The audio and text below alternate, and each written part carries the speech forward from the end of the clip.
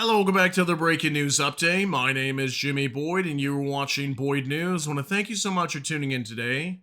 All right, guys, I've got some details coming out from the phone call from Russian President Vladimir Putin and U.S. President Donald Trump. So, as many of you probably know, they were going to be holding a phone call today. I let you guys know that yesterday and also earlier during our update video for the Russia Ukraine war. So, I've got most of the details for you guys that I can share with you, and I'll try to give you as much information on what was coming out from this phone call. So, as you can see here on your screen, Trump and Putin hold phone call over Ukraine war. Details released. Russia has agreed to a limited energy and infrastructure ceasefire in Ukraine as part of the U.S. led initiative to end the Russian invasion of Ukraine. The White House has confirmed. Okay, so they were supposed to be discussing this temporary 30-day ceasefire deal that was already agreed to by Ukraine. Now we're waiting to see if Russia's going to. And they have come out and agreed to a limited energy and infrastructure ceasefire. Okay, so that's mainly like aerial attacks on, I would assume, like energy infrastructure inside of Ukraine, their energy plants, also inside of Russia, let's say their oil depots, oil refineries. We've been seeing a lot of attacks like that. So those types of attacks would most likely cease, but I'm assuming the front line would still stay active during this 30-day ceasefire period. So I want to show you guys some details coming out from the White House, and also over on X, we've got some independent sources sharing some details coming out from the Kremlin side as well. So I'll try to show you guys as much information as I can. So let's go ahead and hop into this. We're going to jump on over here to X with World Source News 24/7. White House readout of Trump and Putin's call. Okay, so let's go ahead and check this out. Readout of President Donald J. Trump's call with President Vladimir Putin. Today, President Trump and President Putin spoke about the need for peace and a ceasefire in the Ukraine war.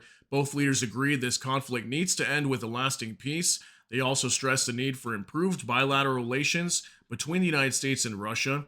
The blood and treasure that both Ukraine and Russia have been spending in this war would be better spent on the needs of their people. This conflict should have never started and should have ended long ago with sincere and good faith peace efforts. The leaders agreed that the movement to peace will begin with an energy and infrastructure ceasefire. Okay, so that would be energy facilities inside of Ukraine, like thermal power plants, whatever it might be. And then inside of Russia, we've been seeing a lot of oil depots, oil refineries, energy substations being hit over there as well. So a lot of the infrastructure on energy would cease during the ceasefire. And also, it says here, as well as technical negotiations on implementation of a maritime ceasefire in the Black Sea. So that would assume that would protect Crimea. We've been seeing a lot of Magura V5 naval drones attacking down there, FPV drones. Even Ukraine launching drones, missiles down there, like their Neptune attacks the Black Sea area down there also. So maybe Russia could now start to move their warships back up there. Maybe they wouldn't right away, but at some point, especially if a ceasefire is in complete effect immediately or indefinitely, that's when we could maybe see Russia deploy them back. And then it says full ceasefire and permanent peace. These negotiations will begin immediately in the Middle East. Okay, so apparently the U.S. and Russia are going to be negotiating pretty soon. I'm not sure if Ukraine would be there. I would assume they'd have to be there at some point, but we'll see how that goes. Lately, we've been seeing mainly just the U.S. communicating with Russia. So it says your leaders spoke broadly about the Middle East as a region of potential cooperation to prevent future conflicts. They further discussed the need to stop proliferation of strategic weapons and will engage with others to ensure the broadest possible application. So I wonder if this has anything to do with denuclearizing. I mean, we've been hearing Trump calling a lot recently that Russia, we've been having China also supposed to be involved in this, where they might try to denuclearize a little bit and remove a lot of the nuclear weapons that are located throughout. Primarily, these three countries have some of the most nuclear weapons. Two leaders shared the view that Iran should never be in a position to destroy Israel. Okay, that's a big one. Also, we've been hearing that the U.S. may go and strike Iran and destroy their nuclear facilities. So it looks like Russia, being a major player and partner to Iran, coming out and stating that they don't think Iran should be in a position to destroy Israel, meaning most likely them creating a nuclear weapon. So I wonder how that's going to go. That's interesting news coming out today.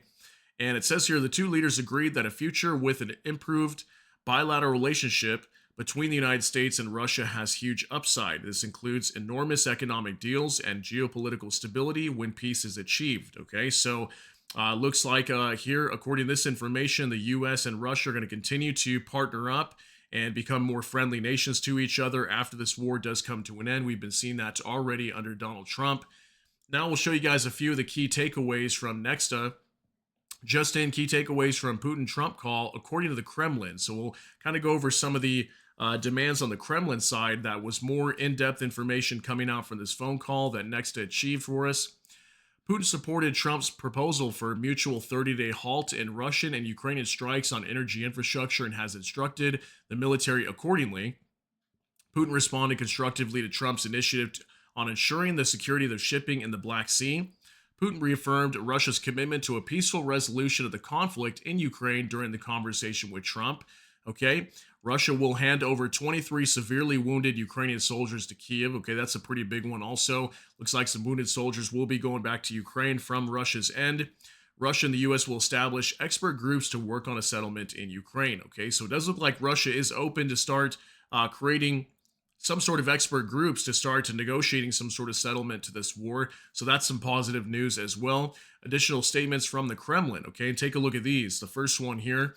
Putin told Trump that the key condition for preventing escalation of the Ukrainian conflict must be the complete cessation of foreign military aid and intelligence sharing with Kiev. Okay, so that basically means no more weapons from the West to Ukraine, and also no more foreign military intelligence sharing. Okay, so that's very big also. And we know that Ukraine is not okay with that. We know they want to have continued aid supplies flowing into their country during this 30-day ceasefire.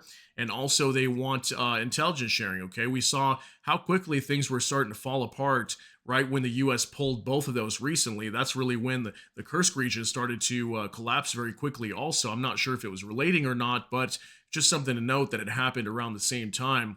And also here, the Kremlin emphasized that any settlement in Ukraine must address the root causes of the crisis and take into account Russia's legitimate security interests. Okay, we've been hearing that from the Kremlin a lot. Putin expressed readiness to work jointly on a sustainable resolution for Ukraine. Okay, and then also a prisoner exchange between Russia and Ukraine will take place on Wednesday based on a 175 for 175 formula, Putin informed Trump. All right, so it looks like Ukraine and Russia are going to be doing a major prisoner swap tomorrow, 175 Ukrainians for 175 Russians. So we should be reporting that to you guys tomorrow. But it does look like, I mean, for the most part, it looks like Russia's open to negotiating here, but they do have one major demand, which is that complete cessation of foreign military aid and intelligence sharing with Kiev. I mean, that's a pretty big one. I can't imagine Ukraine agreeing to that, but you guys can let me know what you think down below is going to happen with that information.